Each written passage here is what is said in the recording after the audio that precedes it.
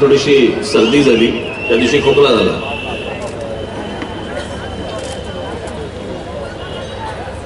आणि कालपासून मला ते काय त्याच्यात काय मी एकटाच जातो अशाला बाहेर तुम्ही सगळेच जण गेले असेल. ज्या शिंका सुरू झाल्या, मी म्हटलं सर शंका व्यक्त करू का शिंका व्यक्त करू, मला तेच कळेना.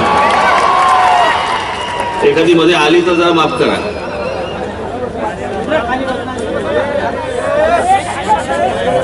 आली ना तर हे फक्त तेवढंच घेतील.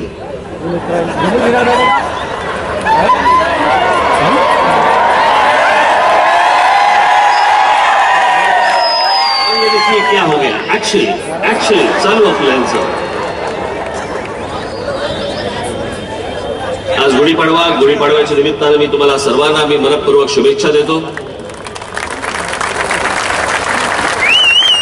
हे नवीन वर्ष तुम्हाला सर्वांना सुखाचं, समृद्धीचं, आनंदाचं, भरभराटीचं, वैभवशाली, सत्तेचं आणि मोदी मुक्त भारताचं जाऊ एवढीच फक्त इच्छा व्यक्त करते.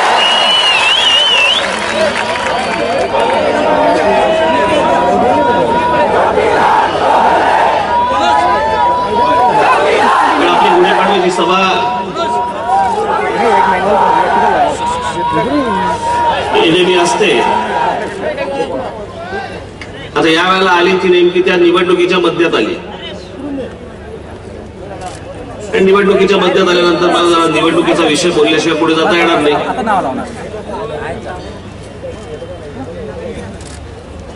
खरं तर पुढच्या काही दिवसांमध्ये माझ्या जवळपास महाराष्ट्रभर एक 8 ते 10 सभा आहेत.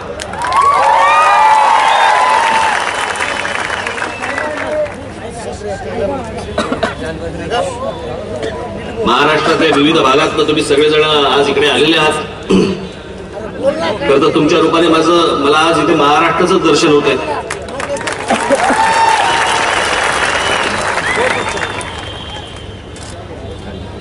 आणि साधारणपणे 11-12 तारखेला मी दौऱ्यावरती निघीन. तर प्रत्येकाच्या तारखा वेगळ्या आहेत. कोणाचं 11 तारखेला संपतंय मतदान आहे, कोणाचं 18 तारखेला आहे, कोणाचं 23 तारखेला आहे, कोणाचं 29 तारखेला आहे.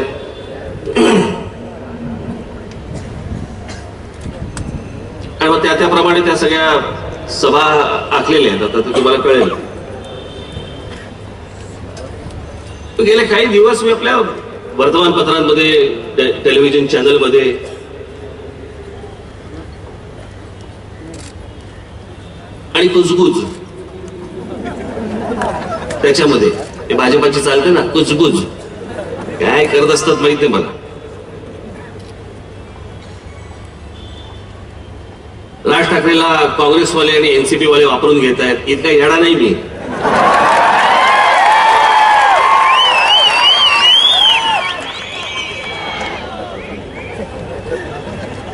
मी त्या दिवशीच माझ्या आपल्या मेळाव्यामध्ये मी सांगितलं होतं, मी या पत्रकारांशी काही बोललो पण नव्हतो, त्यांना भेटलो पण नव्हतो. माझं कुठे काही स्टेटमेंट नाही, काही नाही, कशाचा काही पत्ता नाही. हे स्वतःहूनच लावत होते बातम्या. 3 जागा मिळणार, 2 जागा मिळणार, काँग्रेस एनसीपी बरोबर युती होणार. मग त्याच्यात अजित पवारने एक स्टेटमेंट केलं की मनसे आम्हाला हवी आहे. मग पृथ्वीराज चव्हाणांनी स्टेटमेंट केलं मनसे आम्हाला नकोय. अरे मी विचारलं का तुम्हाला? मी एके दिवशी अजित पवारांना फोन केला, म्हटलं मला जरा भेटायचंय. आणि भेटून मी त्याला हाच प्रश्न विचारला. मी म्हटलं मी तुमच्याकडे युतीचा प्रस्ताव मांडला? ते बोलले नाही. म्हटलं म्हणजे जागा वाटपाचा विषयच नाही? बाकी इतर बाजूला माझ्या पक्षातलं कोणी नेते तुमच्याशी बोलले का? ते बोलले नाही. म्हटलं मग तुम्ही का स्टेटमेंट देताय? अशोक चव्हाणांना पण बाकीच्याला पण विचारलं मी. म्हटलं आम्ही तुमच्याशी काही बोललोय का? वर्तमानपत्रांमध्ये काही बातम्या येतात, चॅनलवरती काही बातम्या दाखवतात, म्हणून म्हटलं ते येणार आणि तुम्हाला प्रश्न विचारणार, तुम्ही काही उत्तर देणार. तुम्हाला हवंय का नकोय याच्यापेक्षा मला तुमच्यावर यायचंय की नाही यायचं हे पहिला प्रश्न आहे ना.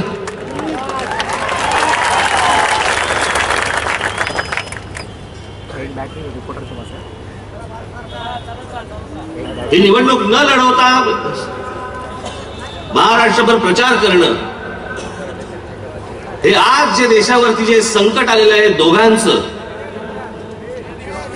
नरेंद्र मोदी आणि अमित शहा या दोन माणसांचं या देशावरती जे आलेलं संकट आहे हे दूर होण्यासाठी म्हणून जेवढे प्रयत्न करता येतील तेवढे राज ठाकरे प्रयत्न करणार. त्याचा जर फायदा काँग्रेसला आणि एनसीपीला झाला तर झाला, आणि महाराष्ट्रामध्ये फायदा व्हायचा असेल तर तो त्यांनाच होईल. इथे काय तेलगू देसम आहे का तृणमूल काँग्रेस आहे का इतर कोणी आहे? इथे महाराष्ट्रामध्ये काँग्रेस आहे आणि एनसीपी आहे. माझ्या प्रचाराचा जर समजा फायदा हा त्यांना होत असेल तर काँग्रेस हा राष्ट्रीय पक्ष आहे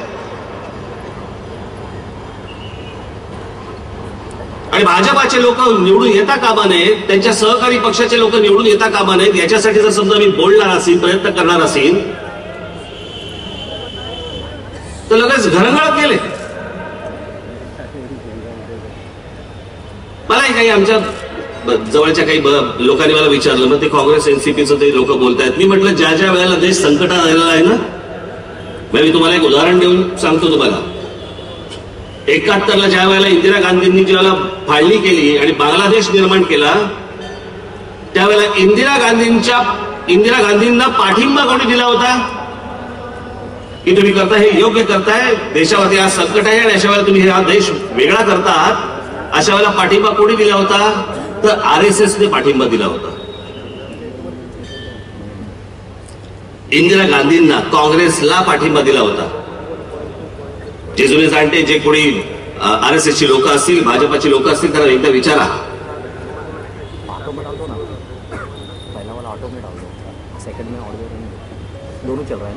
77ला ज्या वेळेला 75ला ज्याला आणीबाणी आणली गेली आणि 77ला ज्यावेळेला निवडणुका झाल्या, जनता पक्ष ज्या त्यावेळेला निवडणुकीमध्ये होता, त्या जनता पक्षाला मतदान करणारे असंख्य काँग्रेसवाले होते, असंख्य काँग्रेसची घराणी होती की ज्यांनी जनता पक्षाला मतदान केलं होतं. काय फरक पडला? ज्याला राजीव गांधींचं ज्यावेळेला हत्या झाली, इंदिरा गांधींची हत्या झाली, इंदिरा गांधींची ज्यावेळेला हत्या झाली त्यावेळेला अनेक अशी कुटुंब होती, भारतीय जनता पक्षातली असतील, संघातली असतील, की ज्यांनी काँग्रेसला मतदान केलं की नाही आमच्या पंतप्रधान गेल्या, त्याला मारलं.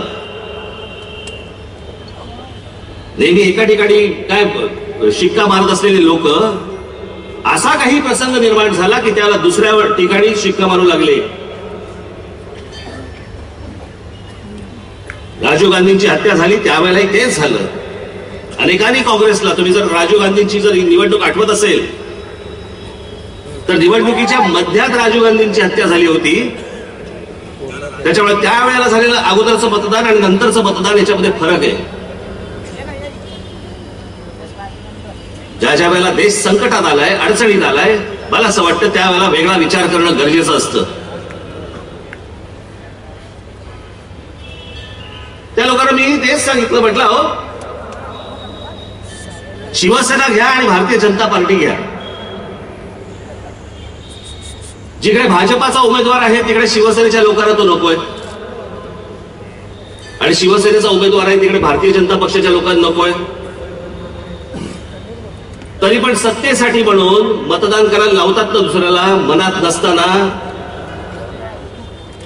एक संकट दूर करण्यासाठी म्हणून मनात नसताना जर समजा तुम्हाला दुसरीकडे बटन दाबायला लागलं तर एकदा करून जातंय काय?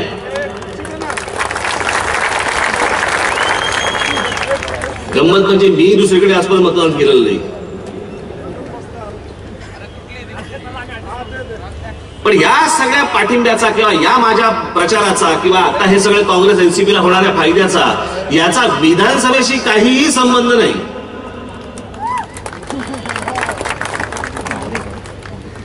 ही आता परिस्थिती आता अशी आहे आणि त्या परिस्थितीनुसार घेतलेला तो निर्णय.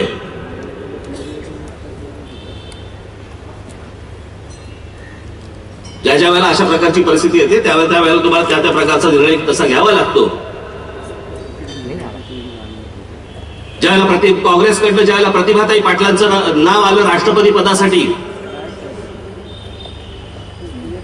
एक मराठी राष्ट्रपती होणार असेल म्हणून माननीय बाळासाहेबांनी काँग्रेसला पाठिंबा दिला, काँग्रेसच्या उमेदवाराला पाठिंबा दिला होता प्रतिभाताई पाटलांसाठी.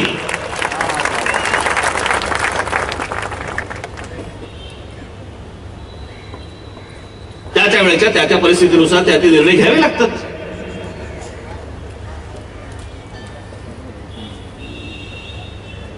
आणि जर समजा नरेंद्र मोदी आणि अमित शहा जर समजा असे वागले नसते तर मला असं करावं लागलं नसतं. हे गेले ज्या 5 वर्ष ज्या प्रकारे वागलेले आहेत, म्हणजे आमच्या पंतप्रधानाची जगातली ओळख काय? फेकू.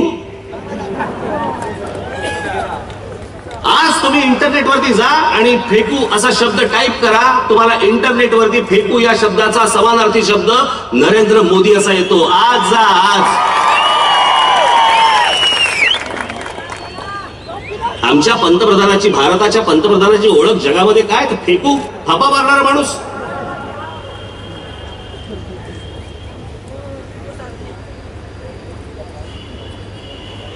आता पण बघा ते सगळं पुलवामा प्रकरण झालं, त्याच्यानंतर काय ते एअर स्ट्राईक झालं, त्याच्यानंतर काय ते पाकिस्तानचं आम्ही विमानच पाडलं.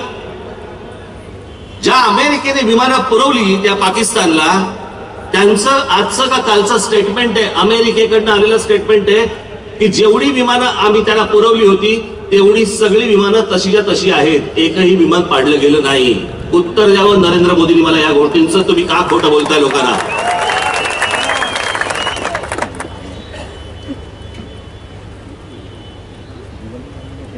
मला वाईटही वाटतं आणि या गोष्टीचा रागही येतो मला. काय संधी मिळाली हो या माणसाला? नरेंद्र मोदी या माणसाला काय संधी मिळाली? इंदिरा गांधींच्या हत्येनंतर राजीव गांधींना ज्या प्रकारचं बहुमत मिळालं, त्याच्यानंतर 30 वर्षानंतर कुठच्या तरी एका व्यक्तीला किंवा एका पक्षाला बहुमत या भारतामध्ये मिळालं. आणि काय करून ठेवलं तुम्ही? पंतप्रधान होणं कुठच्याही देशाचं, खास करून भारताचं पंतप्रधान होणं, अहो किती आयुष्य गेली लोकांची. पंतप्रधान, या देशाचं पंतप्रधान व्हायचंय व्हायचंय व्हायचंय म्हणून गेली लोक.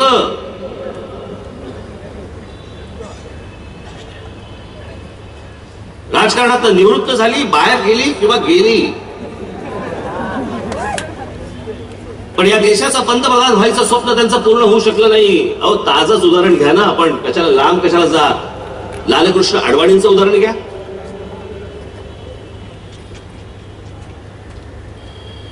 दोन खासदार निवडून आले असताना ज्या माणसाने सगळा अख्खा पक्ष उभा केला, मोठा केला, सत्तेपर्यंत पक्ष आणला, मनात काय असेल त्यांच्या? मनात एकच गोष्ट होती, मला पंतप्रधान व्हायचं. नाही होऊ शकले. लोकांची हयात गेली याच्यात.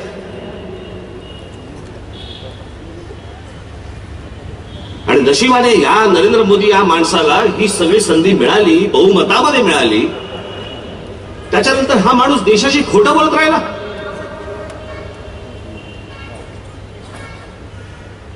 गेली 5 वर्ष झाली या माणसाने एक पत्रकार परिषद घेतलेली नाही. तुमच्या आमच्या कोणत्याही प्रश्नाला उत्तर द्यायला तयार नाही पंतप्रधान आमचा माणूस.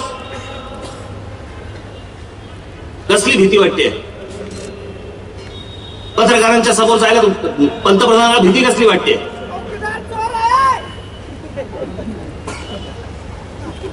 ते काही महत्वाचा प्रश्न विचारतील म्हणून त्याची भीती वाटते, म्हणून 5 वर्ष तुम्ही पत्रकारांच्या समोर नाही गेलात.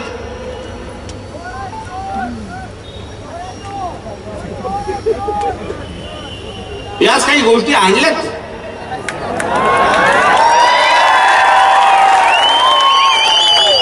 तेवढ्यासाठीच हे स्क्रीन लावलेत. माझं भाषण दाखवायला स्क्रीन तर लावलेत तुम्हाला.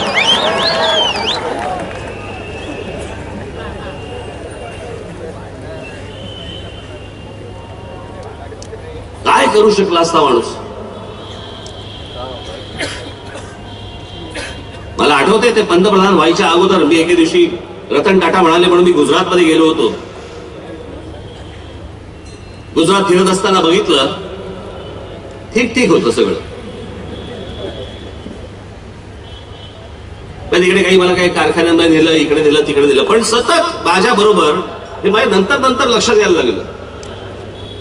माझी पत्नी पण होती बरोबर, माझे काही मित्र सहकारी इतर पण काही जण बरोबर होते.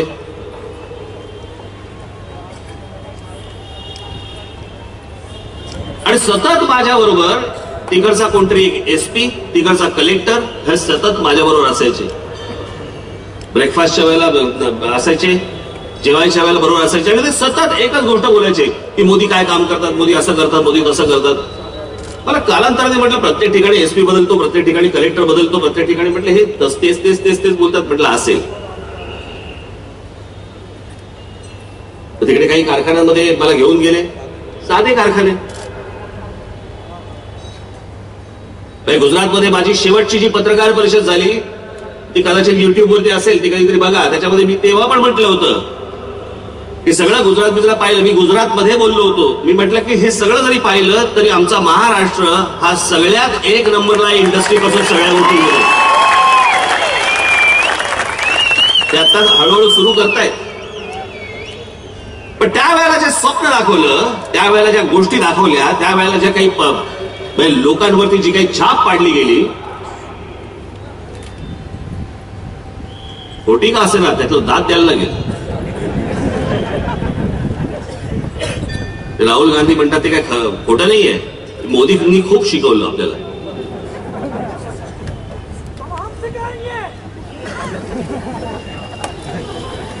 इथे मी ज्या वेळेला गेलो त्या एका कारखान्यामध्ये माझ्या इथे एक मित्र बसलेले असतील कुठेतरी, जयेश गांधी म्हणून, ते माझ्यावर तिकडे होते.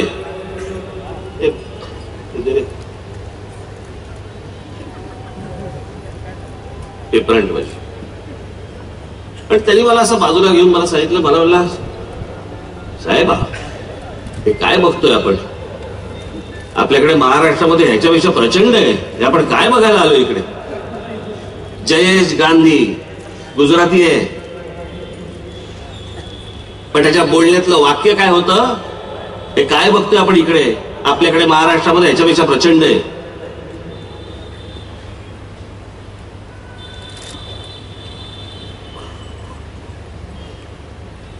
तोपर्यंत सगळ्यांना असं वाटलं की बाबा काय आता काय होणार आहे. पण एक तुम्हाला गोष्ट सांगतो, विरोधी पक्षाचं सरकार ज्या वेळेला बसतं ना त्यावेळेला कळतं काँग्रेसचं महत्व.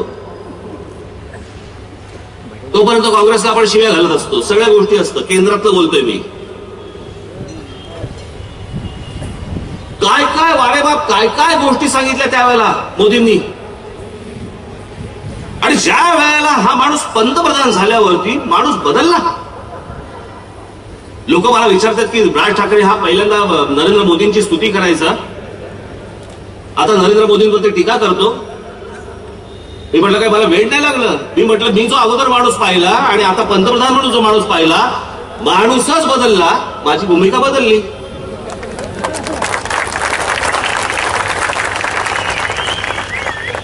पंतप्रधान होईपर्यंत कोणाच्या वैयक्तिक आयुष्यामध्ये मला कधी डोकावंसं वाटत नाही, मी कधी जात पण नाही. पण समोरच्यांनी जर समजा एखादी गोष्ट जर समजा सार्वजनिक केली तर त्याच्याबद्दल बोलायला तर लागेलच.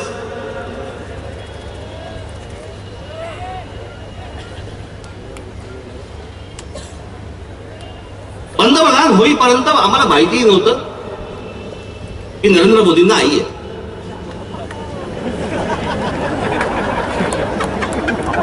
पण असू दे, त्यांना दीर्घायुष्य मिळो. पण वर्षात एकदा वाढदिवसाला आईला भेटायला जायचं, तेही मीडियाचे कॅमेरे घेऊन. ती कोणती पद्धत. माझ्या घरी माझी आई माझ्याबरोबर राहते. आता या खोलीतून त्या खोलीत जाताना ह्यांना बोलू का, यार या माझ्या आईला भेटायला चाललं बाजूच्या खोलीत.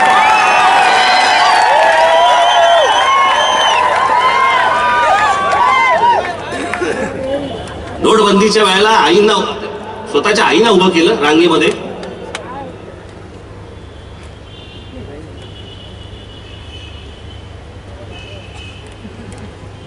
काय इमोशनल राजकारण करण्यासाठी म्हणून तुम्ही ह्या सगळ्या गोष्टी वापरणार.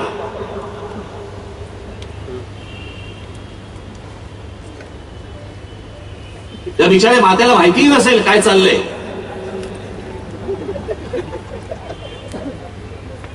पण एखाद्या माणसाचा एखाद्या गोष्टीकडे बघण्याचा दृष्टिकोन कळतो यातनं.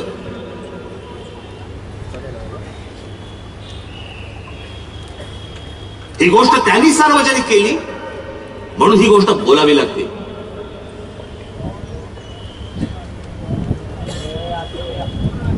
किती गोष्टी बोलले होते. ते 15 लाख रुपये आणणार तुमच्या अकाउंटला देणार बिणार वगैरे ह्या तर कापा चालूच होत्या. पण ज्या ज्या गोष्टी पंतप्रधान झाल्यावरती यांनी केल्या त्या सगळ्या गोष्टींना यांनी ह्याच्या अगोदर पंतप्रधान व्हायच्या अगोदर विरोध केला होता. काय थोडासा मी त्या दिवशी म्हटलं ना तुम्हाला, ते तुम्हाला काय ते व्हॉट्सअप बिट्सअप वरती अनेक गोष्टी येतात, तुम्ही ते सगळे बघता आणि ढकलत जाता नंतर लक्षात राहत नाही आपल्या त्या. म्हणून या ज्या माझ्या आताच्या 10 सभा आहेत ना, ह्या रिमाइंडर आहेत तुम्हाला की गेल्या 5 वर्षामध्ये तुम्ही काय ऐकलत आणि काय पाहिलं हे ऐकवण्यासाठी आणि दाखवण्यासाठीच्या सभा आहेत या.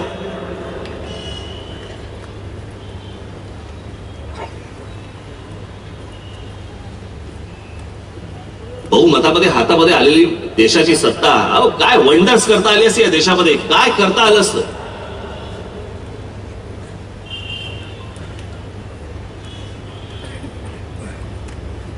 सगळ्या जुन्या काँग्रेसच्या सगळ्या योजनांची नावं बदलली. काँग्रेसच्या योजना चालू होत्या त्याच योजनांची नावं बदलली.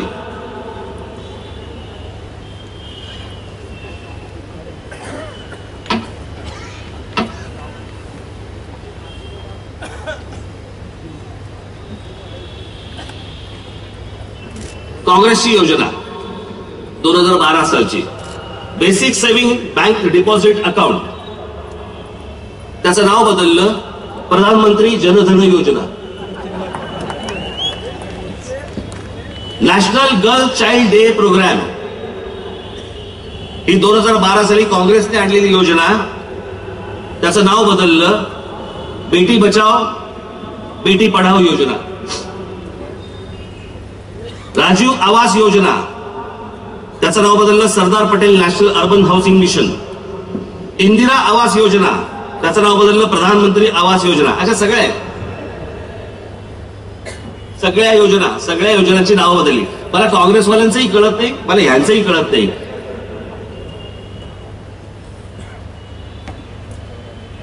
काँग्रेसमध्ये पण आपले नेहरू, गांधी, राजीव गांधी यांचीच तुम्हाला प्रत्येक योजनांना नावं द्यायला लागतात का? आणि भाजपला पण तिकडे सगळीकडे प्रधानमंत्री भाजपा अशीच सगळी नावं द्यावं लागतात का तुम्हाला? या देशात दुसरी माणसं जन्माला आली नाहीत का? मला आठवतं मी एकदा इटलीला गेलो होतो आणि इटलीला रोम विमानतळावरती माझं विमान लँड झालं. विमान लँड झाल्यावरती ती आतली बाई जी होती ती खरंच सांगतो माझ्या अंगावरती शहारा आला. ती जेव्हा बाई आतमध्ये त्या विमानामध्ये म्हणाली ना लँड झाल्यावरती, welcome to Leonardo Vinci airport. Leonardo da Vinci हा जगातला एक मोठा शिल्पकार, चित्रकार, सगळंच, त्याच्या पुढे कला गेलीच नाही म्हणतात. एका चित्रकाराचं नाव विमानतळाला द्यायची आमच्याकडे देतात का?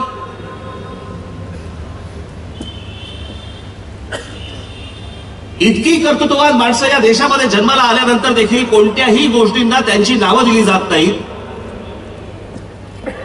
रस्त्याला नावं दिली जात नाहीत. हे आले की ह्यांच्या नावाच्या योजना, हे आले की यांच्या नावाच्या योजना. याच्या पलीकडे माणसं नाहीत का या देशामध्ये? एवढे चित्रकार होऊन गेले, इतके आर्किटेक्ट होऊन गेले, इतके इंजिनियर्स होऊन गेले, इतके शास्त्रज्ञ होऊन गेले.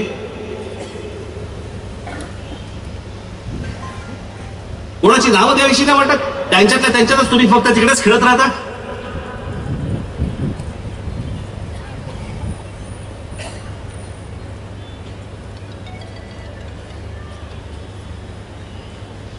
या आधार कार्ड जे आता तुम्हाला मतदानाच्या वेळेला मागतील, बरोबर ना? या आधार कार्डाबद्दल आता नरेंद्र मोदी काय म्हणाले होते पंतप्रधान झाल्यावरती आणि पंतप्रधान व्हायच्या आधी काय म्हणाले होते हे एकदा तुम्ही स्वतःच्या डोळ्यांनी आणि कानाने ऐका आणि डोळ्यांनी बघा.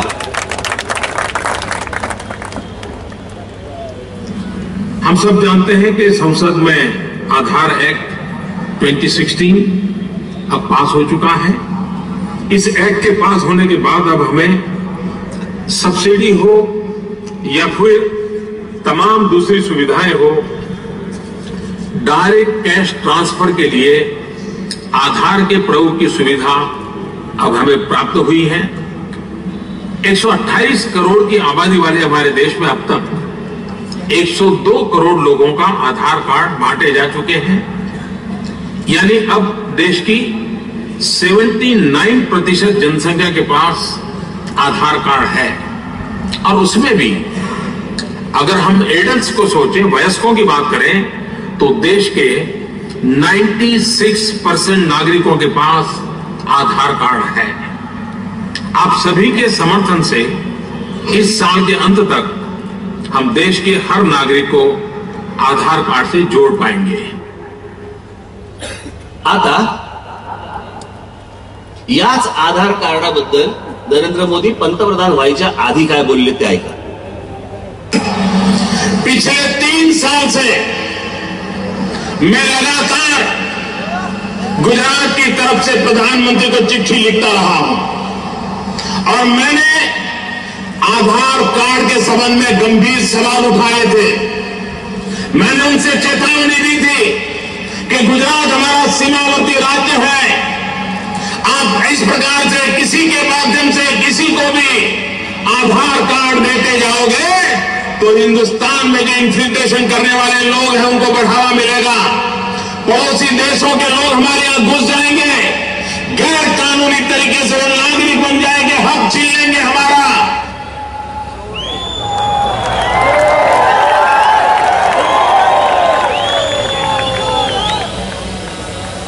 बाहेरच्या देशातली लोक आज बसतील, आतमध्ये आतंकवाद होईल. या सगळ्या गोष्टींना तुम्ही आधार कार्ड वाटू नका, देऊ नका, तर ह्या सगळ्या गोष्टी होतील, देशाला धोका निर्माण होईल. मग हे पंतप्रधान झाल्यानंतर त्यांनी आधार कार्ड काढलं, याचं उत्तर मला पंतप्रधान नरेंद्र मोदी यांनी द्यावं. जर शंका तुम्हालाच होती तर तीच योजना तुम्ही, जे काँग्रेसचे लोक आणत होते, तीच योजना तुम्ही परत का आणलीत?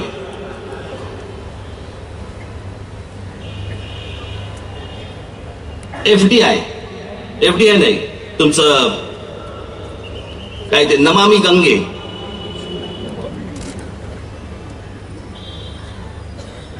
गंगा साफ करणार होते, किती 20,000 कोटी रुपये कुठे गेले माहित नाही. त्या तिथे एक त्याचं नाव काय, अग्रवाल, ते तिथे उपोषणाला बसले होते 111 दिवस. आहे का त्यांचा फोटो? हे 111 दिवस उपोषणाला बसले होते आणि उपोषणाला इतका बुजुर्ग माणूस हा तिथे 111व्या दिवशी त्यांचं निधन झालं. इतक्या दिवसामध्ये पंतप्रधानांना त्यांना भेटावंसं देखील वाटलं नाही की तुमचं म्हणणं काय ते एकदा मला कळू देत. हे कुठे चाललंय? हे वाराणसीमध्ये चाललंय. पंतप्रधान नरेंद्र मोदी यांच्या मतदारसंघात चालले आणि हे ज्या दिवशी गेले त्या दिवशी पंतप्रधान नरेंद्र मोदींनी ट्विट केलंय, त्याला श्रद्धांजली वाहिली. इतक्या दिवसात जाता नाही आलं, त्याला भेटता नाही आलं, ते काय म्हणतायत हे ऐकता नाही आलं. त्या गंगा स्वच्छ करण्याची जी कमिटी नेमलेली आहे त्या कमिटीच्या एकाही बैठकीला आजपर्यंत नरेंद्र मोदी कधी हजर राहिलेले नाहीयेत. कशासाठी आणल्या या योजना? कोणासाठी आणल्या या योजना?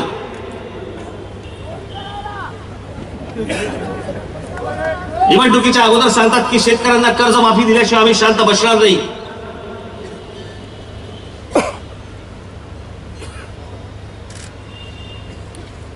आजची देशामधली जर परिस्थिती पाहिली, या सगळ्या तुमची नोट बंद केली, नोटा बंद केल्या, देशात एखाद्याला आलेला झटका हे काही देशाचं धोरण नाही होऊ शकत. तुम्हाला एके दिवशी रात्री वाटलं की त्याने नोटा बंद केल्या पाहिजेत, जे आरबीआयच्या गव्हर्नरला माहिती नाही, तुमच्या मंत्रिमंडळाला माहिती नाही, मंत्रिमंडळाला आतमध्ये बसवलं, त्यांच्याकडनं मोबाईल त्यांचे फोन काढून घेतले गेले की हे बातमी बाहेर देऊ नयेत म्हणून. इतका अविश्वास स्वतःच्या मंत्रिमंडळावरती असताना बाहेर जातात आणि सांगतात की मी आजपासून नोटा बंद करून टाकल्या. आजची देशातली परिस्थिती काय?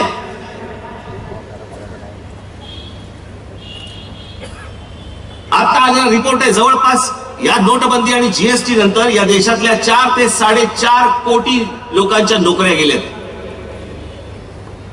सगळी चॅनल्स दाबून ठेवली आहेत, सगळी वर्तमानपत्र दाबून ठेवलेली आहेत, तुमच्यापर्यंत बातम्याच पोहोचवायच्या नाहीत.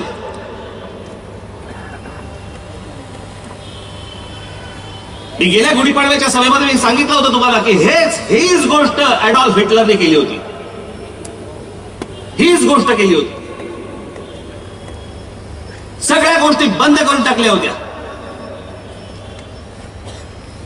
लोकांपर्यंत सत्य परिस्थिती पोहोचतच नव्हती, तो लोकांपर्यंत जातच नव्हतं. नशीब आज तो सोशल मीडिया आहे म्हणून तुमच्यापर्यंत काही गोष्टी पोहोचतायत तरी, नाही तर काय भीषण परिस्थिती असती विचार करा या गोष्टींची. वर्तमानपत्रांचं स्वातंत्र्य काढून घेतलं, आमच्या पत्रकारांचं स्वातंत्र्य काढून घेतलं, टेलिव्हिजन चॅनलवरच्या पत्रकारांचं, संपादकांचं स्वातंत्र्य काढून घेतलं, मालकांना धमके दिल्या जात आहेत, मालकांच्या घरावरती रेड्स टाकले जात आहेत. ते कोणतं सरकार आहे?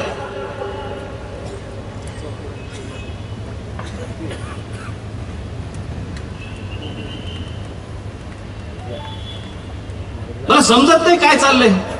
आणि तुम्हाला आठवत असेल तर म्हणून मी म्हटलं तर 4 वर्षापूर्वी म्हटलं होतं की निवडणूक जिंकण्यासाठी म्हणून नरेंद्र मोदी पुन्हा एखादी युद्ध सदृश परिस्थिती निर्माण करतील आणि ती त्यांनी केली. पुलवामाचा हल्ला झाला. कसा झाला? आरडीएक्स आले कुठून?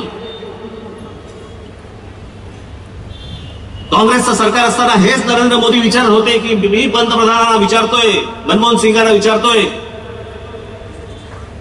की ही शस्त्र येतात कुठून, हा आरडीएक्स येतो कुठून?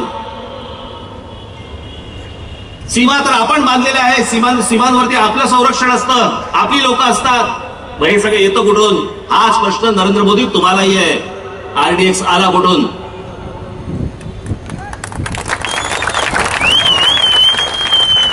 आमचे 40 जवान हकनाक तरुण मारले गेले त्याच्यामध्ये.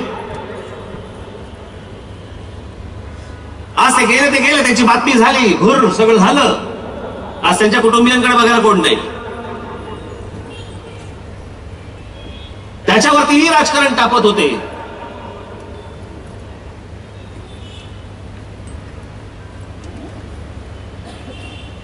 मी स्वतः त्या सैनिकांना एकदा भेटलोय. मला कल्पना नव्हती, मी कधी माझ्या आयुष्यामध्ये मी कधी त्याच्या अगोदर मी कधी काश्मीरला गेलो नव्हतो. तुम्ही एकदा काश्मीरला गेलो, तिथे काहीतरी ते एक गंडोला का काहीतरी अशी एक जागा आहे, तिथे गेलो. वरती गेलो तिथे, तर आम्ही उतरलो त्या काय केबल कार बंद वरती, आणि तिथे 4 आपले जवान सैनिक तिथे उभे होते. मग थोडी इकडची तिकडे माहिती काढली, कारण ते तसे बोलत नाहीत कोणाशी. माहिती काढल्यानंतर कळलं त्यातले 2 जण आपल्या साताऱ्याचे होते. आपल्या साताऱ्याचे खूप सैनिक आहेत. सातारा सांगली या पट्ट्यामधले खूप सैनिक आहेत, सैन्य. ते ज्या परिस्थितीमध्ये तिथे बर्फ होता सगळा, आणि मग त्यांनी म्हटलं की आता तुम्ही कशासाठी थांबला? ते बोलले नाही, आमचं सामान खालून वरती येत आहे, रोजचं जेवणाचं आणि इतर कपडे बिपडे जे काही थंडी असते आणि ह्या सगळ्या गोष्टी. थोड्या ते सगळं सामान आलं. 4 जण होते. 4 जणांनी अंगावरती साधारणपणे 10 माणसांचं 12 माणसांचं सामान उचललं होतं. आणि तिकडे अशी तार अशी लावली होती, त्याच्या पलीकडे ते गेले. आणि मी त्यांना अगदी विचारलं, म्हटलं तुम्ही राहता कुठे? तर एक दूर लांब असं कुठेतरी असं अंधुकसं दिसत असलेलं एक त्याच्यातलंच कुठेतरी एक टेंट दाखवलं मला लांब. आणि आम्ही तिकडे त्या टेंटमध्ये राहतो. मी म्हटलं असे किती जण आहेत? ते बोलले असे खूप आहेत, आता तर टेंट खूप आहेत. मग आता आम्हाला सामान इथे न्यायचं, मग त्यांना आम्ही पुढे सामान पुरवायचं. असं इतक्या कष्टामध्ये हे सगळे जवान आपल्या तिकडे देशाचं संरक्षण करत असतात आणि हे संरक्षण करत असताना आम्ही काय करतोय त्याच्यावरती तर राजकारण.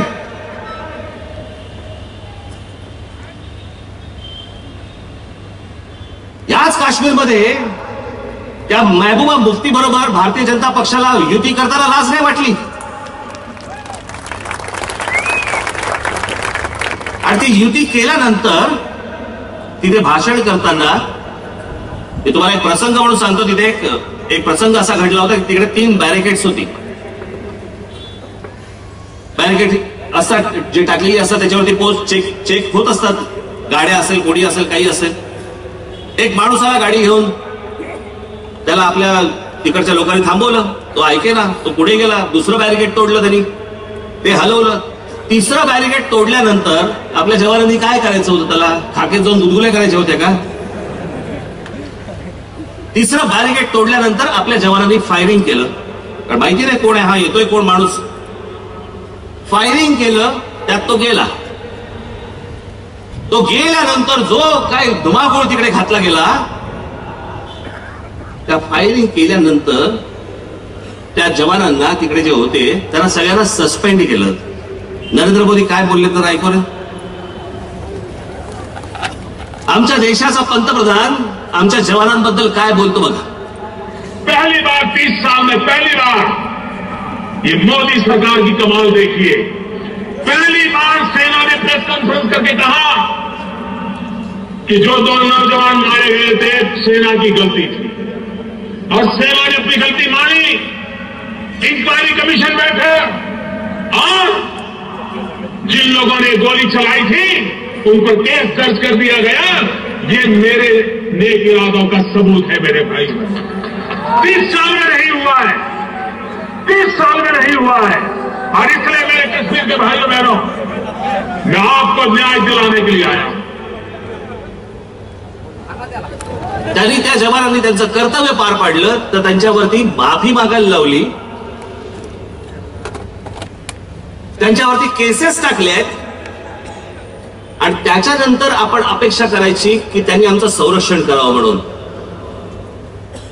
भारतीय जनता पक्ष आणि ज्या वेळेला हे महबूबा मुफ्ती यांचं सरकार ज्या वेळेला युतीमध्ये सरकार होतं हे त्यावेळेची गोष्ट आहे. त्याच्यानंतर काश्मीरमध्ये काय परिस्थिती होती बघा. परिस्थिती काय होती बाजूबे.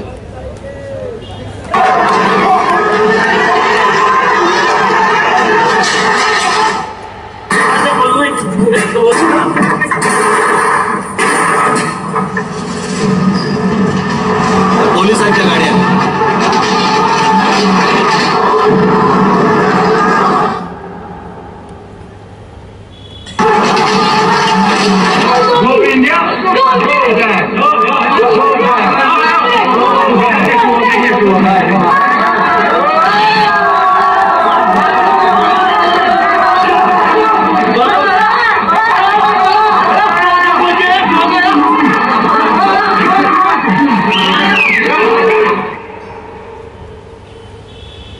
आमच्या जवानांवरती हात उचलण्यापर्यंत पाळी आली.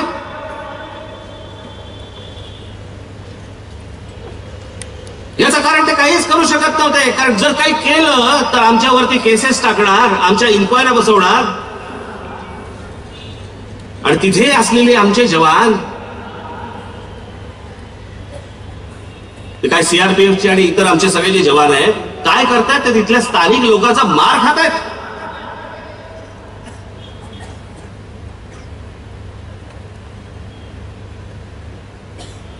आणि हे नरेंद्र मोदी सांगत होते मनमोहन सिंगांना लव लेटर भेजना बंद करो. तुम्ही कशाला केक खायला गेलात तिकडे. नवाज शरीफने बोलवलं होतं का तुम्हाला. गेट क्रॅशर हवेत वाटलं की अरे नवाज शरीफचा वाढदिवस चला वळवा विमान. वळवा विमान. तिथे जाऊन केक कापला, केक भरवला, बिर्याणी खाल्ली. यांच्यासाठी वेज केली असेल.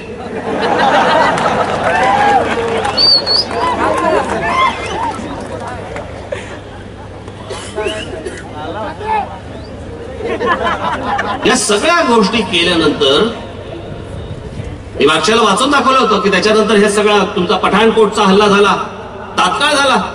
मोदी वाढदिवसाला गेले आणि त्याच्यानंतर काही दिवसातच पठाणकोटचा हल्ला झाला. त्याच्यानंतर काही दिवसांनी उरी झालं आणि त्याच्यानंतर हा पुलवामा झाला.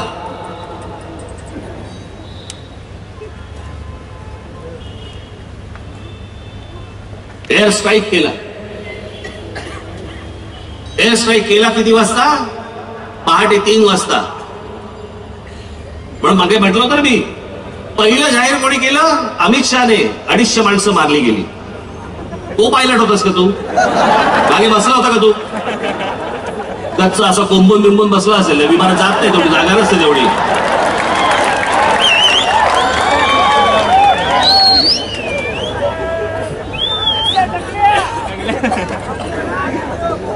कुठून कळलं तुम्हाला? एअरफोर्सचे चीफ येऊन सांगतात की आमच्याकडे आकडा नाही. भाजपला कुठून कळला आकडा? आणि आमचा अभिनंदन पायलट कप्तान आमचा तिथून सुटला. 200-250 सोडा, 10 माणसं मारली असती ना तरी आमचं अभिनंदन परत येत नसता.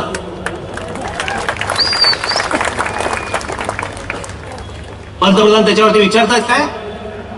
विरोधक म्हणे माझ्याकडे प्रूफ मागतात. अरे द्यायला लोक. तुम्ही जर निवडणुकीच्या प्रचारासाठी या गोष्टी वापरणार असाल आणि करणार असाल आणि जर बाकी समजा देशाने तुम्हाला विचारलं की बाबा हे कुठे माणसं पेली, जरा काहीतरी प्रूफ दाखवा, कुठे बॉम्ब टाकले त्याचा प्रूफ दाखवा, कुठे ते विमान पाडलं पाकिस्तानचं त्याचा प्रूफ दाखवा. प्रूफ विचारायचा नाही. विचारलं की देशद्रोही. हे देशद्रोही देशद्रोही देशद्रोही ही जी टूम आहे ना, ही पण कुठून आली आहे माहितीये का? ही पण ऍडॉल्फ हिटलरकडून आली आहे. ऍडॉल्फ हिटलर ज्या वेळेला तिथे सत्ताधारी झाला त्याच्यानंतर त्याच्या विरोधात जे जे लोक बोलले, जो कोणी त्याच्या विरोधात बोलेल जाहीर करून टाकायचा हा देशद्रोही. हे सगळं तिकडनं आलंय.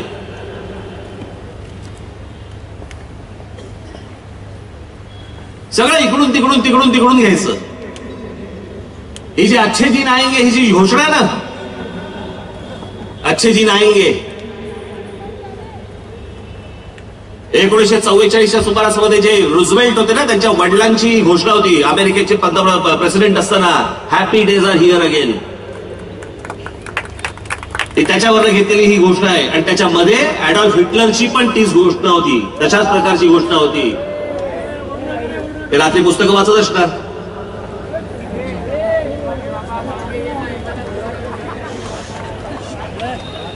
काय म्हणून मला सांगा ना. आता पंतप्रधान भाषण करतात आता देशभर. एका प्रश्नाचं उत्तर, एका योजनेबद्दल ते बोलायला तयार नाहीयेत. नोटबंदीबद्दल काय झालं सांगायला तयार नाहीयेत. मेक इन इंडियाचं काय झालं बोलायला तयार नाहीयेत. स्टार्टअप इंडियाचं काय झालं सांगायला तयार नाहीयेत. इतकी बेरोजगारी वाढली त्याचं काय झालं सांगायला तयार नाहीयेत. नोटबंदी केली त्याच्यानंतर 99.3% पैसे परत आले बँकांमध्ये, आरबीआय मध्ये परत आले, त्याच्याबद्दल खुलासा द्यायला तयार नाहीयेत. कुठे काय झालं काय मला सांगा. हेच नरेंद्र मोदी बोलले होते ना. नोटबंदी जर समजा फसली, मला 50 दिवस द्या. ही जर फसली तर देशातल्या कोणत्याही कोपऱ्यामध्ये कुठच्याही चौकामध्ये तुम्ही मला द्याल ती सजा मी भोगायला तयार आहे. 4.5 कोटी लोक बेरोजगार झाले या एका नोटबंदीमुळे. कुठचा चौक तुम्हीच ठरवा आणि आम्हाला सांगा.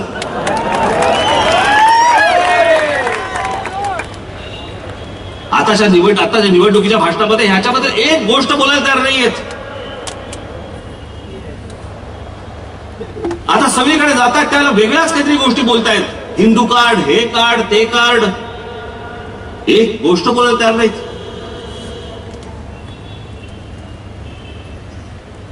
मागे जे चालू होतं आठवतं तुम्हाला? गोमास आठवतं का तुम्हाला? त्याच्यावरती अनेक लोकांना, जवळपास देशामध्ये 100च्या वरती लोकांना मारलेत. उत्तर प्रदेशमध्ये तर अशी घटना घडली की एका माणसाला ठार मारला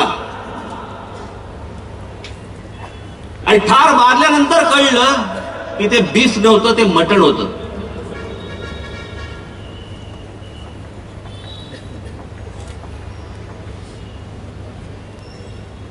मी तुम्हाला आता ह्या भारतीय जनता पक्षाच्या कारकिर्दीतली गेल्या 5 वर्षातली त्यांच्या राज्यामधली गायींची परिस्थिती फक्त मी तुम्हाला फोटोद्वारे दाखवतो.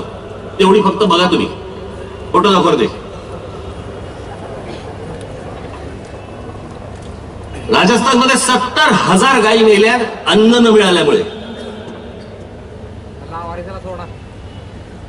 छत्तीसगडमध्ये हा बीजेपीचा एक माणूस आहे, त्याचं हे शेल्टर आहे, तिथे मेल्यात.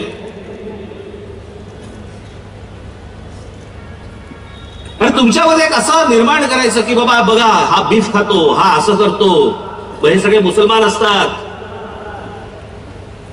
हे गाय कापतात.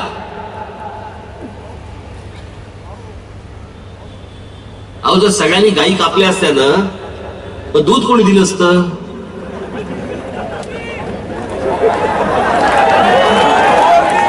तू बोलू शकतो, मी नाही बोलू शकत इकडे. मला ऐकू आलं बरोबर.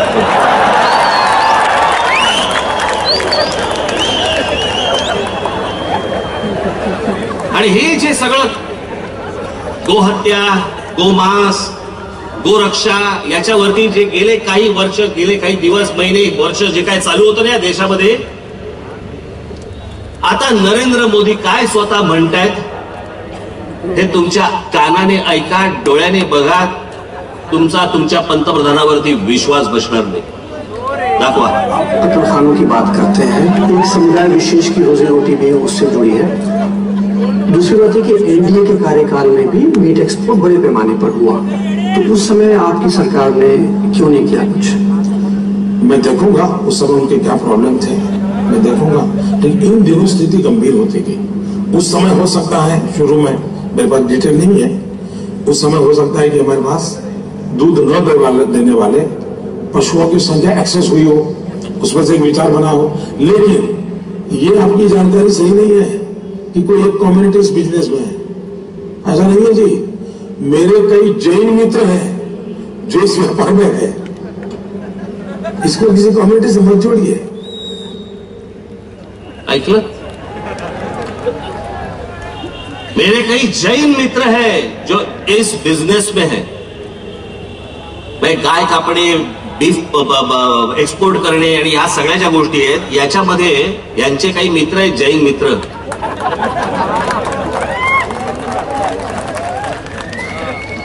मग कशासाठी अख्ख्या देशभर गोंधळ घातलात?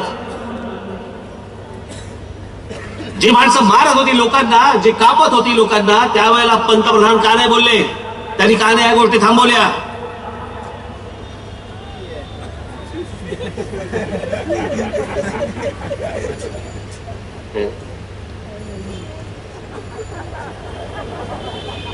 का नाही या गोष्टी थांबवल्या? कुठे घेऊन जायचा होता भारत तुम्हाला? काय नक्की करायचं होतं या देशाचं?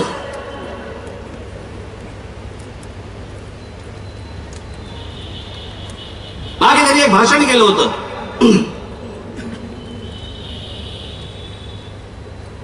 ते काय इंडिया एवढी नावं ठेवली तरी डिजिटल इंडिया, डिजिटल इंडिया. प्रत्येक गावागावामध्ये काय ते तुमचं छोटी छोटी मशीन आणि सगळ्या गोष्टी. मग तुम्हाला बँकेचं कार्ड मिळणार, मग बँकेत तुम्ही जाणार वगैरे वगैरे.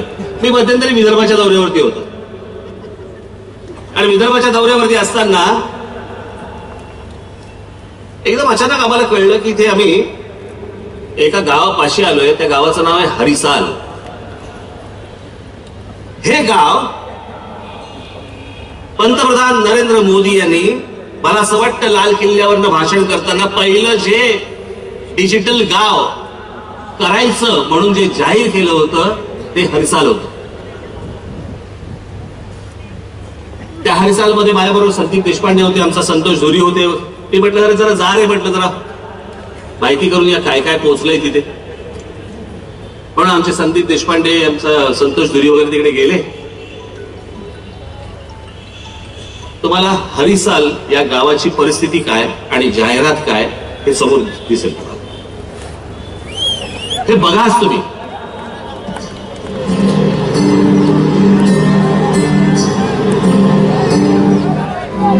आपको टाइम मिलेगा छुटाना? नहीं उनकी तरफ से क्या मिला? नहीं, कंप्यूटर है तो मैं सिखाते नहीं। कंप्यूटर सिखाते नहीं।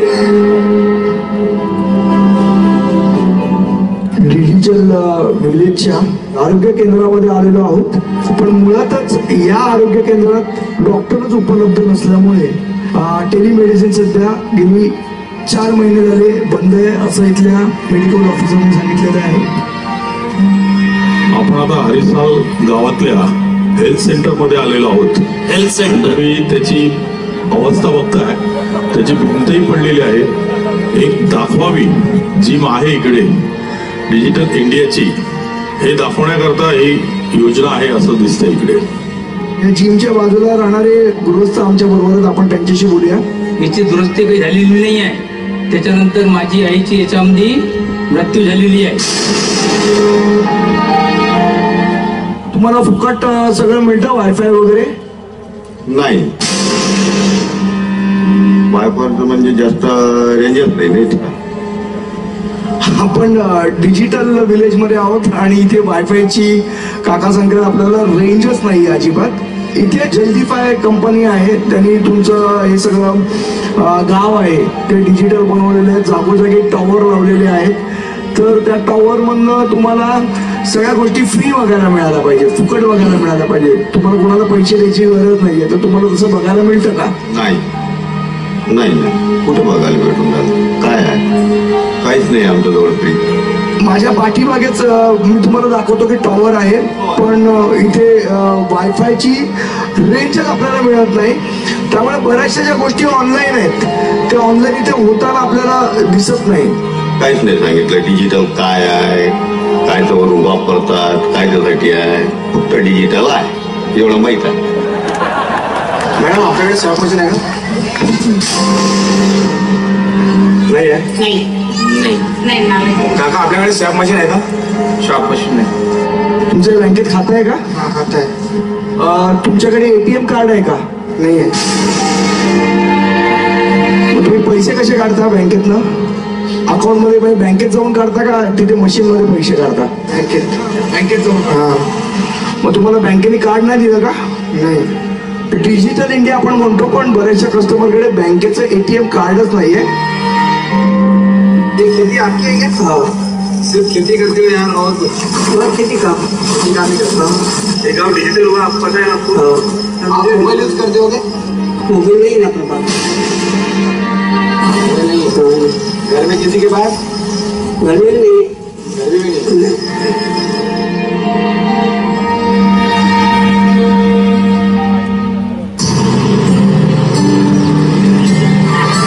आज गावातील प्रत्येक शाळा, आरोग्य केंद्र डिजिटल झाली. एवढंच काय, लोक ऑनलाईन व्यवहार करतायत.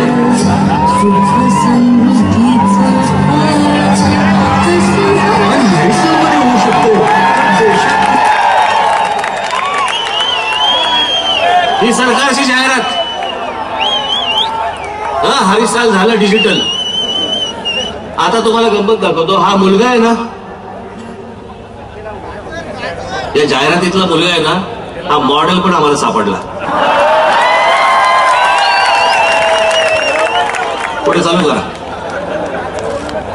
नवी प्रगती होऊ शकते हेच सरकारने सिद्ध केले.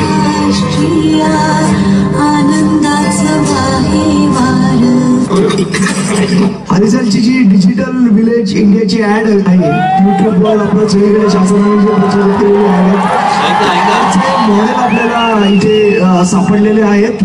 तुम्ही काय सांगाल? तुम्ही ऍड केलीत, मी लाभार्थीची ऍड केलेली, तुम्हाला खरोखर वाटतं की तुम्ही लाभार्थी झालात? सर त्याच्याबद्दल मला काही बोलायचं नाहीये. नाही, पण तुम्हाला लाभ मिळाला की नाही मिळाला? सर ते शासनालाच माहिती आहे मी कुठल्या वर्गाचा लाभार्थी आहे नाही आहे. तुमच्याकडे स्वॅप मशीन आहे? माझ्याकडे नाही. पेटीएम? काहीच नाही.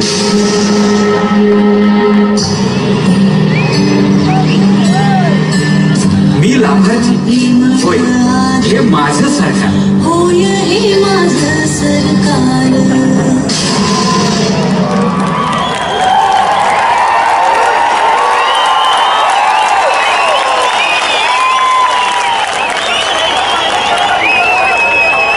हे तुमचं सरकार.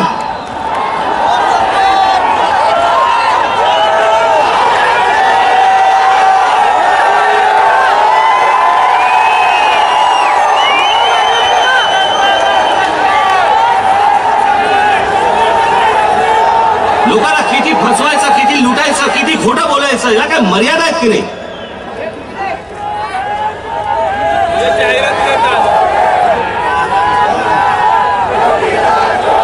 ही सगळी माणसं तिकडे सापडली, काही नाही त्या हर्सालमध्ये. पंतप्रधान खोटं बोलतात.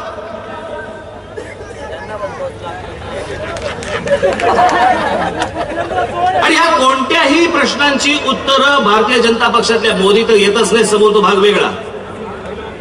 पण भाजपवाले पण येत नाही, किंवा त्यांचे अंधभक्तही येत नाही. भक्त आले तर त्यांच्या समोर फक्त एक विषय असतो. मग काय समोरून काय विचारणार ते? नाही, बरोबर आहे तुमचं म्हणणं, बरोबर आहे, परंतु मग पर्याय काय याला विचारतात की नाही? 1947 साली ज्या वेळेला स्वातंत्र्य मिळालं, त्याच्यानंतर महात्मा गांधी यांनी पंडित जवाहरलाल नेहरू यांना पंतप्रधान केलं. या देशाला पर्याय होता नाही. गांधी म्हणाले नेहरू नेहरू. देशाने ठरवलं होतं का? नाही. पंडित जवाहरलाल नेहरू गेल्यानंतर लाल बहादूर शास्त्री या देशाचे पंतप्रधान झाले. या देशाने ठरवले होते का? तो पर्याय होता का तुमचा? नाही. लाल बहादूर शास्त्री गेल्यानंतर इंदिरा गांधी या देशाच्या पंतप्रधान झाल्या. हा पर्याय होता का त्यावेळेचा? नाही. तुम्हाला विचारलं होतं का? नाही. आणि नंतर ज्याला मोरारजी देसाई ज्या वेळेला झाले, ते मोरारजी देसाई झाल्यानंतर मोरारजी देसाई हा या देशाचे पंतप्रधान होण्याचा हा तुम्हाला पर्याय होता का? नाही. काँग्रेसला आणीबाणीला विरोध म्हणून जनता पक्षाला पाठिंबा, या एका गोष्टीवरती मोरारजी देसाई पंतप्रधान झाले. तो तुमचा या देशाचा पर्याय होता का? नाही. इंदिराजींची हत्या झाल्यानंतर राजीव गांधी या देशाचे पंतप्रधान झाले. या देशाचा निर्णय होता का? तुम्हाला पर्याय होता का? नाही. राजीव गांधी गेल्यानंतर पी.व्ही. नरसिंहराव झाले, त्याच्यामध्ये चंद्रशेखर एक मध्ये होऊन गेले. देशाचा पर्याय होता? नाही. पी.व्ही. नरसिंहराव झाले, तुमचा पर्याय होता? नाही. नरसिंहरावानंतर ज्याला भारतीय जनता पक्षाचं ज्यावेळेला सरकार आलं, मी मगाशी तो विषय अर्धवट ठेवला मुद्दामून, हा मला विषय सांगायचा म्हणून, की 2 खासदारांपासून ज्या माणसाने, लालकृष्ण अडवाणी या माणसाने 2 खासदारांपासून हा संपूर्ण पक्ष सत्तेपर्यंत आणला. सत्तेपर्यंत आणल्यानंतर अडवाणींना बाजूला करण्यात आलं आणि त्या आजूबाजूला कशाचा काही संबंध नसलेले अटल बिहारी वाजपेयी, मला त्यांच्याबद्दल आदर आहे, तो भाग वेगळा, पण अटल बिहारी वाजपेयी हा त्यावेळेचा पर्याय नव्हता. तो तुमचा पर्याय नव्हता, तो देशाचा पर्याय नव्हता. अटलजींच्या नंतर ते देवेगौडा झाले, तुमचा पर्याय होता? नाही. इंदर कुमार गुजराल झाले, तुमचा पर्याय होता? नाही. आज कशाला पर्याय मागतोय? बरं, नरेंद्र मोदींनी ज्या प्रकारे देश खड्ड्यात नेऊन ठेवलाय, त्याच्या अजून खाली खोल कोण नेणार आहे?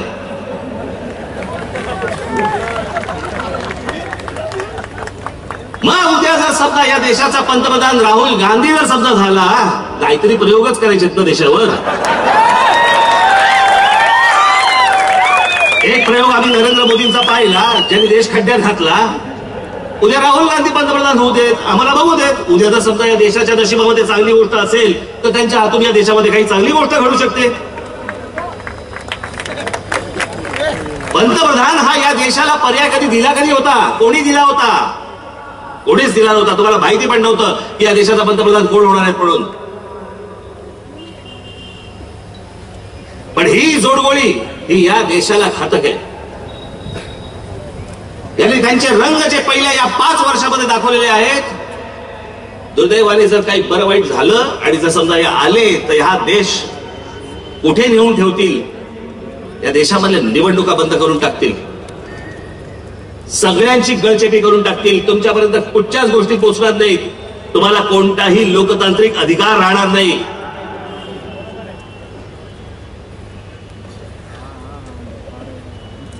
जे 5 वर्षामध्ये या पत्रकारांना उत्तर देऊ शकत नाहीत, तुम्हाला काय उत्तर देणार? विचारतो कोण तुम्हाला?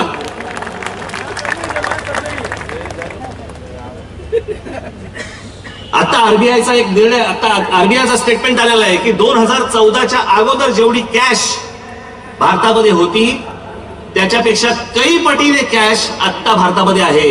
आली कुठून? ही आली भारतीय जनता पक्षाकडनं. या ज्या निवडणुका लढवल्या गेल्या ना त्याच्यात ही सगळी कॅश बाहेर आली. हे गुजरात, कर्नाटका, मध्य प्रदेश, राजस्थान, झारखंड ह्या ज्या काही सगळ्या निवडणुका झाल्या ना यात ही कॅश बाहेर आली. करोडोच्या करोडो रुपये वाटतायत. आले कुठून पैसे यांच्याकडे?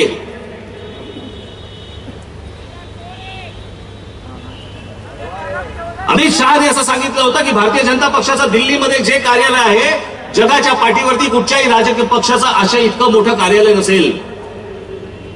7 स्टार पक्षाचं कार्यालय अख्ख्या देशभर प्रत्येक जिल्ह्यामध्ये जमिनी घेऊन ठेवल्या ह्यांनी. नोटबंदीच्या अगोदर त्यांना सगळं माहिती होतं नोटबंदी करायची, ही सगळी गोष्ट माहिती होती म्हणून हे सगळं अगोदर करून ठेवलं यांनी. त्याच्या अगोदर सगळ्या जमिनी घेऊन ठेवल्यात. ते तुमच्याशी लपालपी खेळणारं असलं सरकार, तुमच्याशी खोटं बोलणारं सरकार, तुमच्याशी गद्दारी करणारं सरकार हे परत निवडून द्यायचंय.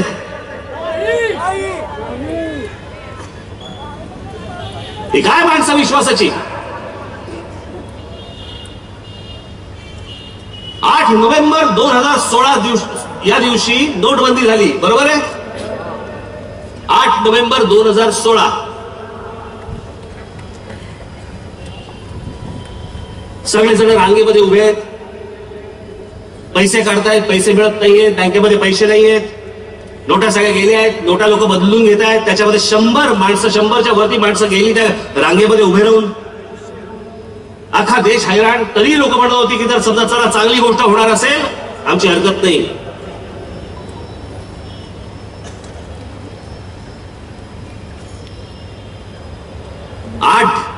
सात डिसेंबर का 8 डिसेंबर 2016 म्हणजे बरोबर 1 महिन्यानंतर, बरोबर 1 महिन्यानी शेखर रेड्डी नावाचे आंध्र प्रदेश मधले एक कंत्राटदार आहेत आणि त्यांचं काही राजकीय पक्ष राजकारणामध्ये पण आहेत. शेखर रेड्डी, या शेखर रेड्डींच्या घरात धाड टाकली गेली. दाखवा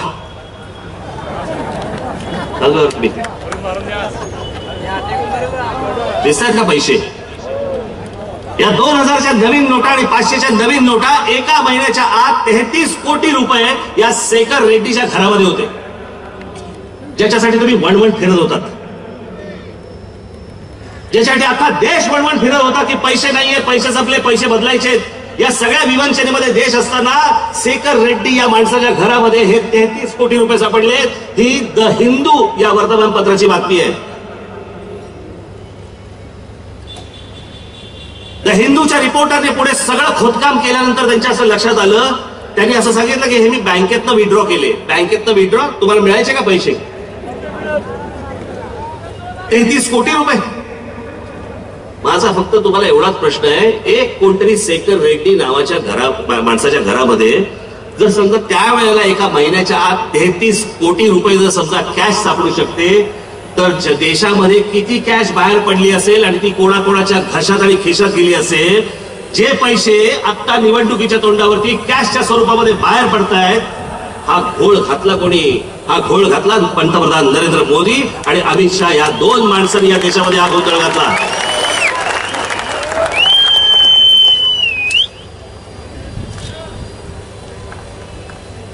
दोन माणसांनी घातला.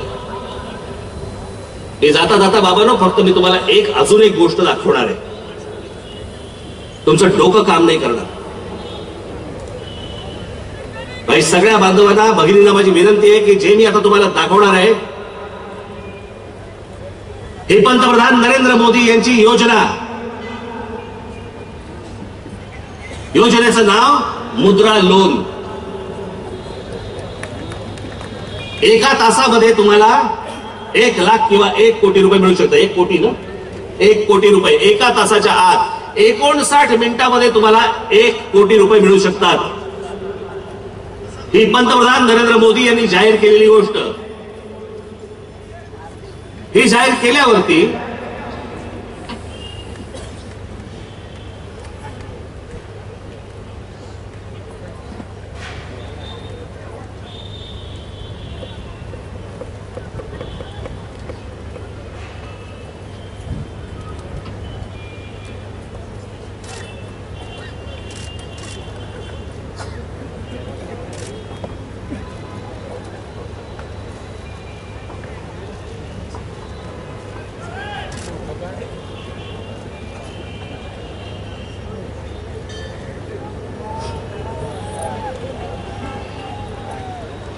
आणि त्याच्यानंतर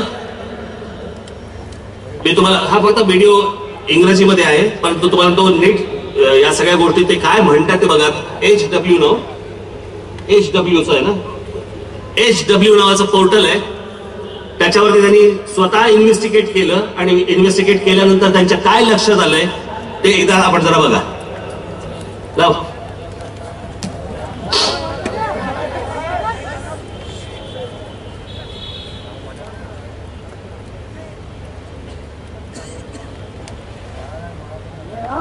He was asked to pay 1,180 rupees. Now, when we actually probed, we were hoping that we were paying this money to either Oriental Bank or some government organization or city or somewhere. When we went to pay this money, we realized that we were not paying it to any government company. We were paying it to a company called Capital World Platform Private Limited. It's a privately owned company from Ahmedabad. They are in Navaranpur in Ahmedabad. We were paying this 1,180 rupees fee to a private company in Ahmedabad for a loan announced by the Prime Minister of India and the loan to be given by public sector banks. So Prime Minister of India announcing a loan that public sector bank will be given, but the money that we gave, the fee for this was collected by a private company called Capital World Platform Private Limited. This raised eyebrows. We started investigating further. We went out to check who this company is and what this company is all about. And what we realized is this company, the person heading this company was a gentleman called Janab Vikas Bhai Shah. He was the director of this company and he became a director of this company 30th March 2015. The second person who was running this company was Vikas Manilal Shah. He became a director in 24th of August 2016. Who is this person? One doesn't know. The only person who is a nominee director who became very recently on 4th of September 2018 he became a director was Akhil Handa. Now, Akhil Handa, according to our information, was a person who worked very closely with Modi during the election campaign 2014. He was working together with Prashant Kishore, the then campaign manager of Modi. So, that was the only thing we could understand about one director, his name Akhil Handa. So, that was it. या देशातल्या तरुणांना जर समजा loan हवं असेल बँकांकडनं, सरकारी बँकांकडनं loan हवं असेल तर त्याच्यासाठी ते लोन अप्रूव्ह करण्यासाठी म्हणून या कंपनीला 1,800 रुपये ते या कंपनीला भरायचे. ही एक खासगी कंपनी 2015 साली सुरू झाली. त्याच्यात त्यांनी सांगितलं त्याप्रमाणे जिनात विकासभाई शहा 31 मार्च 2015 ला डायरेक्टर झालेत.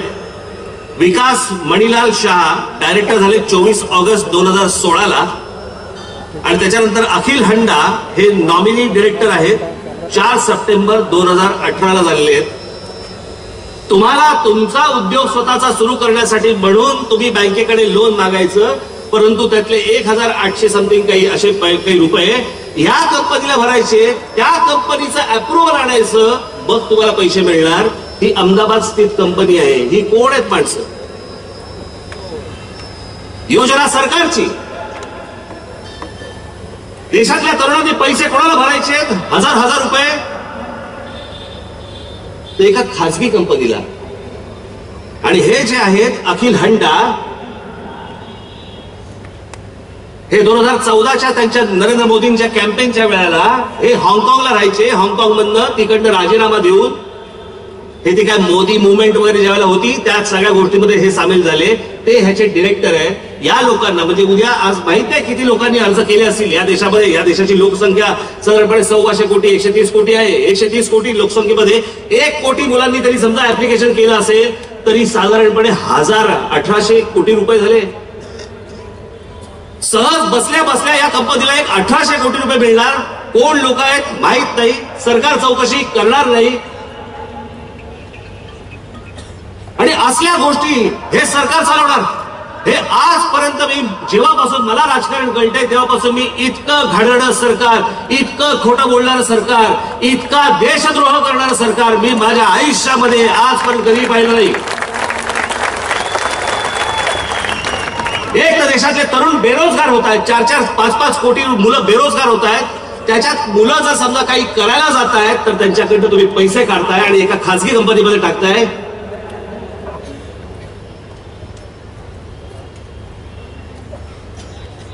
याला काय देश म्हणायचा का? मला जरा सांगा, याला काय सरकार म्हणायचं का? सांगा, आजपर्यंत अशा गोष्टी तुम्ही कधी ऐकल्या होत्या का?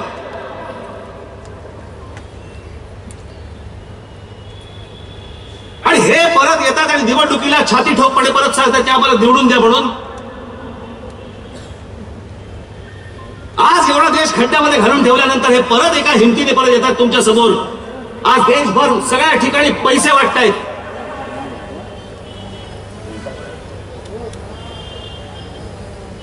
हजारो कोटी रुपये वाटतात, हजारो कोटी रुपये. माझं असं मत आहे, जर समजा वाटायला आले तर घ्या. या नालायकांनी देश लुटला, हीच वेळ आहे आता ह्याला लुटायची. आपल्या देशाचे पैसे परत यांच्याकडनंच घ्या आणि गांडीवर लाथ मारून हाकलून द्या लोकांना.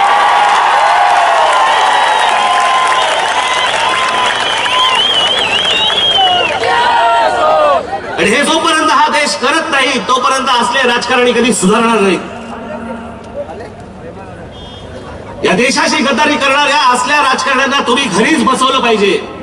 ते जोपर्यंत तुम्ही बसवत नाही, हा देश जोपर्यंत बसवत नाही तोपर्यंत असाच मानसिक बलात्कार हा या देशावरती होत राहणार.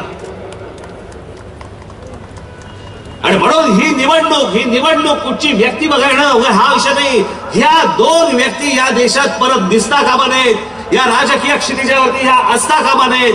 याचा निर्णय करण्यासाठीची ही लोकसभेची निवडणूक आहे आणि त्याच्यासाठी तुम्हाला हा निर्णय घ्यायचा आहे. काळजावरती दगड ठेवा, परंतु या लोकांना मदत करू नका. ज्यांचा आज फायदा व्हायचा आहे त्यांचा होऊन देत, पण ही माणसं देशाला घातक आहेत एवढं आपण सर्वांनी लक्षात ठेवावं. येणाऱ्या निवडणुकीला, येणाऱ्या मतदानाला आपण या महाराष्ट्राने सर्वांनी आपलं कर्तव्य बजवावं आणि या सरकारला खाली खेचावं एवढी एक इच्छा व्यक्त करतो आपल्या समोर आणि आपण सर्वांची विनंती घेतो. धन्यवाद. जय हिंद, जय महाराष्ट्र.